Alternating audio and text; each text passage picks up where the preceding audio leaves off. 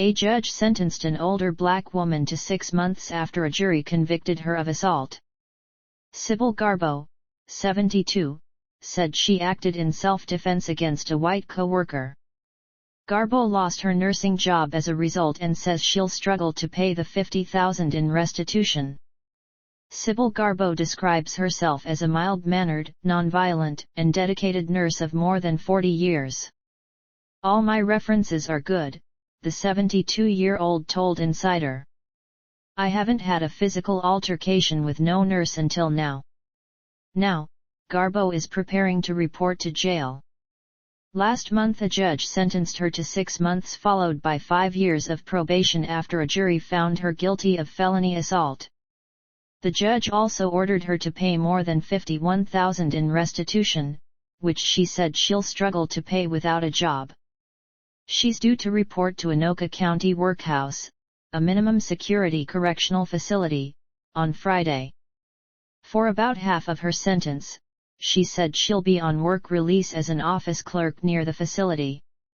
From her arrest to her sentencing hearing, Garbo said she felt she was being treated differently as a black woman in Anoka County, where the population of more than 368,000 is 80% white and fewer than 10% black.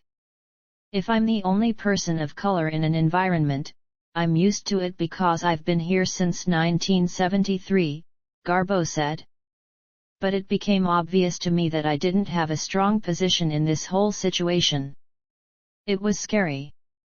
Damon Drake, the executive director of We Resolve, a local advocacy nonprofit that's helping Garbo, agreed that the racial disparities in Minnesota may be playing a role in her case. "We're in the business of losing because that's what's going to happen the majority of the time, because it's us against this very well-funded, well-oiled, racist system. And you rarely get a win there," Drake said. The accusation. Garbo was working as a licensed practical nurse at Touchstone Mental Health in Fridley, a suburb of Minneapolis-St. Paul, until mid-2021, when tensions between her and a nurse named Devlin Stitt reached a boiling point. Insider could not reach Stitt for comment despite multiple attempts through her social media and phone calls to disconnected numbers listed under her name. Stitt's civil attorney in a separate case declined to speak on her behalf. As Garbo tells it, she was disinfecting a desk in an office with a can of aerosol spray when Stitt, who apparently thought Garbo was intentionally spraying her, pushed Garbo in the chest. As Garbo reached with her left hand for the desktop phone to call for help, she says, Stitt used the phone to hit her in the hand. At that point, Garbo said she struck Stitt on the head with the aerosol can and fled the room. "I left, because I was scared, 'cause Daunte Wright had just got killed. George Floyd had just got killed. And I just had a confrontation, an altercation with a white woman," Garbo said. "I thought, I'm not letting the police take me nowhere. I'll go and turn myself in." Garbo said she told her colleagues to call emergency services for Stitt, who had a laceration on her head. Then, she said she left the facility for a friend's house, who later drove with her to the police station. Anoka County prosecutors charged Garbo with first, second, and third-degree assault with a dangerous weapon. Garbo's defense attorney declined to comment on this story, but court records show he argued Garbo's behavior was a situational offense with an imperfect self-defense component to it, a legal concept wherein a defendant believes they are in danger but uses unreasonable force or acts with unreasonable fear. But Garbo said a prosecuting attorney cast doubt over the injury to Garbo's hand and whether Stitt hit Garbo first. He said, "Well, you still shouldn't have hit her back. You should have found a way out of there," Garbo said, recalling the trial. "It was no way. She was right in front of me. And when she hit me with that, and I just reacted, hitting her back because it hurt." Stitt also said in an amended criminal complaint that she was struck multiple times, leaving her unable to drive and work a year later. Garbo told Insider she only hit Stitt once. During the trial, both Garbo and her husband, who is white, observed that she was the only black person in the courtroom other than a few witnesses called on her behalf. In May, the jury, which Garbo said was all white, found her guilty of second-degree assault. Insider was unable to confirm the makeup of the jury with either the court or the attorneys. "It's like I'm invisible. I don't matter.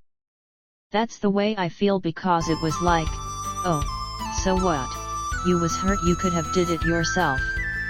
I'm supposed to be by nature a violent person, and I was in the fight all by myself," Garbo said. "It took all of me to sit there and listen to them people just lie on me non-stop." The assault conviction disqualifies Garbo from ever practicing as a nurse again in Minnesota. "This is frightening. My career is over. As it stands, a lot of people don't want to hire somebody 72 years old," Garbo said, adding that she worries about her husband who has had 2 strokes. "If I go away, who's going to be here with him?" The role race plays in the Minnesota justice system. Garbo has been attending weekly group sessions with We Resolve, an advocacy nonprofit in Minnesota that works with individuals and families facing criminal charges. The group normally doesn't work in Anoka County, but they made an exception for Garbo after receiving multiple calls from her and other community groups, Drake, the group's executive director, told Insider. With Sybil being black and the victim being white, it seemed that they were really going to make sure that they taught Sybil a lesson about coming into conflict with a white person or hurting a white person, said Drake, who was present for Garbo's sentencing hearing, but not the trial. They wouldn't even entertain that somehow Sybil was attacked first and was defending herself. They wouldn't even entertain the thought. Drake said the sentence seemed harsh for an older woman with no criminal record, though the sentence was below sentencing guidelines in Minnesota for second-degree assault, which would have been about 2 years in this case. You could see that he was not moved by any of the things that the defense had raised, and he was determined to make sure that punishment was doled out, Drake said, referring to the judge in the case.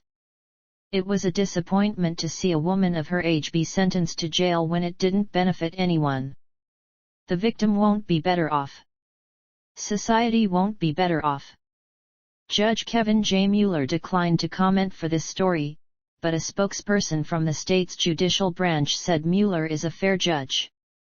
He is somebody who prides himself on being a fair jurist, and indeed, in this particular instance, he deviated, Kim Platicha, Director of Public Affairs, told Insider. He departed from the sentencing guidelines, so she has 180 days instead of 2 years. Part of We Resolve's mission is to provide social biographies for those in the legal system to humanize them before a judge. Letters submitted on Garbo's behalf by family and friends described her as a gentle voice of reason and a kind and caring person. But Garbo's attorney, John Ganley, couldn't open the digital file on the day of the sentencing hearing, Drake and Garbo said, so the judge didn't see that side of Garbo that day. Garbo said she gave her lawyer explicit permission to talk to the media. But Ganley has so far refused Insider's multiple requests for comment. Court records show Ganley had previously filed a motion asking for probation, community service, and home monitoring in lieu of jail time for Garbo. In a statement, the Anoka County Attorney's Office said it respects the verdict and decisions made by the 12 members of the jury in this case, noting that the judge issued a lighter sentence than is usually called for in second-degree assault cases. If the defendant, who is represented by counsel, disagrees with any aspect of this case, she can avail herself of any and all legal remedies, the Attorney's Office said in the statement. Still, Garbo feels that justice, in this case, was not served. Those people weren't my peers, she said. I really feel like my rights were violated throughout this whole process.